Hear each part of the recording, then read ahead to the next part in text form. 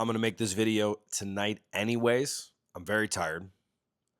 I'm a bit under the weather. So there's a part of me that would like to be weak and disconnect from my power and not do this video and just go to bed. It's rainy and cold in Medellin. If I was going to bitch about something, I'm not really bitching about it, but well, that's a valid thing. It would be kind of dishonest or inauthentic if I'm like, hey, I'm feeling fantastic. I've had this cold for the last couple days. Tired. I just injected my peptide, which is CJC 1295, which is pretty awesome stuff. And it makes me kind of red. I think that shows up. However, let's see how this new microphone works out. Here we are. Tonight I want to talk about inner child. This is something I did a quick post about on Instagram, or a quick reel, whatever.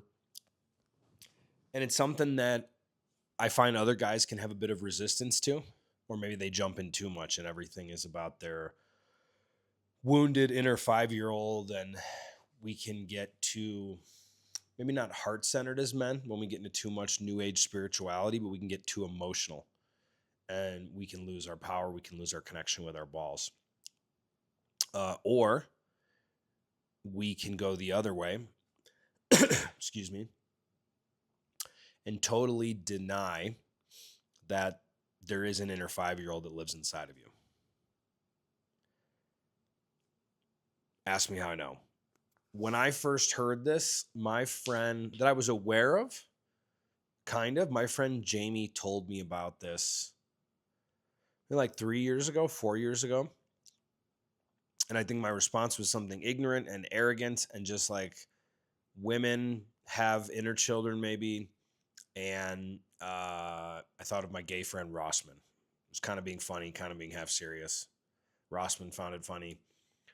But yeah, it was kind of dismissed it like, come on, man, I've done all this stuff. I've went to this seminar. I've studied NLP. I've, drank plant medicine, and I have an inner 5-year-old, that's pissed off and sad and interfering in my life. I did not believe in this several years ago. This has been one of the most profound things I've found for my own personal life, and I'm seeing more and more and more in clients' lives. It helps if you have the courage to dive into it, if you're going through something really challenging, especially in a relationship, or you're having a breakup. I know a couple, I'm working with the guy right now. We just started. Most everything that I can see on both sides stems from inner child stuff. It shows very different for him and her. We'll talk about him, of not wanting to be left, not wanting to be rejected, not wanting to be abandoned. And there's an inner teenager. That's a totally different thing. There can be some overlap, but that's fairly different. Your inner rebellious, pissed off 15-year-old is very different than the inner 5-year-old that just wants to be loved and accepted and know they're good enough. And this never goes away. It's something, the best way you can think of it, especially if you're a guy who has kids or wants to have kids, is you have this hierarchy system of people inside of you, right? And part of that is you as your adult self, right? You're aware of that. But then other parts, you have an inner mother, an inner father, which in many ways can be there to do a lot of the stuff your dad couldn't or wasn't able to or didn't understand, that he did the best he could with what he had, but he didn't know how to show up more than that. We can sit there and blame, but that doesn't work. So for yourself to take care of this inner 5-year-old, to also be the father you've never had. Whether your dad was a great guy, whether he's a terrible guy, if we're being really honest, we probably had a mix of both. Or your dad just didn't know any better. It's probably the most common. But you have these inner parts of you. And if these parts are not connected, not in harmony, not talking, there will be a structural breakdown in your internal personalities. And if you don't believe you have personalities, you think it's some kind of disorder and you need to go to a psychiatrist, that's a different thing. Because everyone I know, you've said it, don't listen to me, take your own wisdom for it. You've said, well, part of me wants to be single, part of me wants to be in this relationship. Part of me wants to do this, part of me wants to do that. The part we're focusing on today is that inner child. That part that when there's uncertainty in an intimate relationship, or you're going through a breakup, or you're going through a divorce, that says, man, I just want to know that I'm okay. I just want to know that I'm loved. I just want to know that I'm good enough. And brother to brother, man to man, you have that part. And if I could have made myself accept that years ago, it would have accelerated my personal development a ton. I was too resistant. But you have that part, and that part can be showing up, and the pain from that part, right, can be showing up, and it can be freaking you out. So think of it this way. If 35-year-old you designs your relationship, picks your girlfriend or wife, and then you get to a point where you're so freaked out and it's bringing up a bunch of stuff from your childhood or just fears that don't really necessarily make sense, that you never loved someone this much before or been connected or have the same trauma or all the above, because it's not just one or the other. A lot of times it's both, that this part is really stimulated. So 35 wise you made these decisions, and you would probably feel pretty good letting the 35-year-old version of you drive your truck around.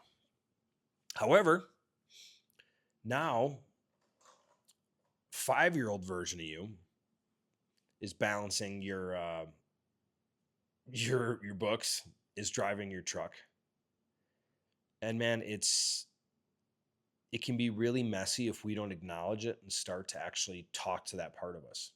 Again, I was super resistant to this. I'll be the first to admit it. I had a time after a breakup, and my girlfriend, after we had broken up, or she wasn't my girlfriend at that point, she had told me this along the way, and I just couldn't see it. And I had a night, I was traveling, and it was weird. It was like metaphysical. I was not at an ayahuasca retreat or something like that. I did have a couple martinis that night and some really good pizza in Brazil. And I just started talking to a 5-year-old that was freaked the fuck out, that was just scared, that didn't want to be alone, that had these fears, and it just poured out of me. And the more I've built more of a connection and talking with that over the past year or so, the more and more my life's transformed, and the more it's just been easier. And if you're the guy who right now is about to go through a breakup or just went through a breakup, and you've read these books on anxious and avoidant attachment style, I will share with you the one thing that no one is talking about. And it's really, really, really simple. We can get so clinical and diagnose this, and they're this type of avoidant or this type of attachment. And then we can kind of do this even if we're not thinking we are, or we're like blaming them. Well, if they would have handled their this and that, they wouldn't have been this, and it just can show up a lot of hurt of our own stuff. And this person's mirroring it in the perfect way to go, bro, time to handle that stuff. Maybe you didn't know it was there, and now you're 36. Well, now you know it's there. She did not make it happen. She helped it bubble to the surface, but it's your responsibility to handle it. The biggest thing for yourself and for your partner, if you want to look from a lens of compassion and understanding, and if you have kids, this gets even easier, or you know a kid that's this age, that's 5 years old, to look at that girl that you're dating, or the woman you're married to, or the woman you're not going to be married to soon. And rather than what you can make wrong in her, what she's not doing, what she did wrong, and maybe all that's true, I'm not here to take that away from you, to see her as a little 5-year-old girl who's just terrified. And if you've been the anxious one, and that makes sense to you, you think she should be anxious, and she's pulling away, she's needing her freedom, she's needing her space, she's needing her independence, she maybe wants emotional availability, but she isn't able to go there. And also, if you've been really anxious, it doesn't give her permission to go there. But there's a scared, hurt 5-year-old little girl inside. When you really start to grasp that concept as a man, you have a deeper level of compassion you can give love from. If it's judging her as the 35-year-old woman that hurt your feelings, you can't do much of anything. You just can't. And at the same point in time, to have compassion for yourself. That, bro, you got a 5-year-old. And if you, inside of you, and if you love this woman and is connected to this woman more, that 5-year-old, believe you me, I have the painful past results to show myself. You can be, I talk to guys regularly, you can be in your 30s, 40s, or 50s, and it's never bubbled up to the surface like this. So to not just have that compassion in your heart for her, but also to have that compassion in your heart for yourself, man.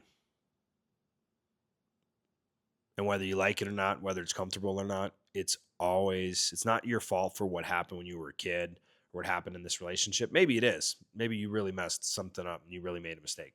And then it is what it is. However, to bring you back to center, it's always your responsibility to heal it, to fix it, to transform it, to make it into something better for yourself or for others. And it's not just that little 5-year-old or adult version in you. There are future generations for your lineage, your future children, your future's children that are counting on you to break that chain that your dad, your uncles, your grandparents couldn't do in the past. And you're the fucking man that's here to do something different, even if you're in a tough spot and if your heart really hurts right now. Thanks for tuning in, gents. See you soon.